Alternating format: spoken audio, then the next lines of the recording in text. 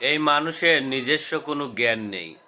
পৃথিবীতে নিজস্ব জ্ঞানের অধিকারী একজন মানুষ তখনই কেবল হতে পারে যে মানুষ নিজস্ব একটি জীবন অর্জন করবে, আর সেই জীবনের আলো বা নূর বা জ্যোতি দ্বারা তার সেই জ্ঞানের বহিরাগত প্রকাশ করবে।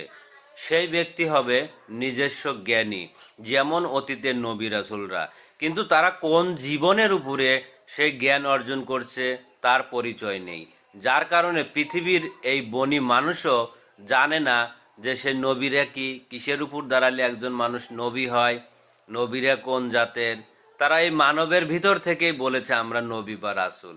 তাহলে এটা তো আদম সুরাত, এই সুরাতের নাম তো আদম। তারা কেন বলল না আমরা আদম, তারা বলল আমরা নবী বা রাসূল? কারণ যা আছে বিশ্ব ব্রহ্মাণ্ডে তা আছে এই মানব ভাণ্ডে। এই মানব ভাণ্ডের ভিতরে সকল নবী রাসূলের বাস, সকল জীবনের বাস। তাই তারা সেই জীবনকে ধারণ করে তারা সেই জীবনের জ্ঞান বা আলো জ্যোতি নিয়ে পৃথিবীতে আত্মপ্রকাশ করেছে। তেমনি এই মানবের ভিতর থেকে যদি কেউ মানব জীবন অর্জন করে, তার সে আলো, তার সে জ্ঞান জ্যোতি দ্বারা সে পৃথিবীতে প্রকাশ করবে। সে সমস্ত কিছু মানুষকে সঠিক যুক্তি দ্বারা বোঝাতে সক্ষম হবে। এটাই মহাসত্য।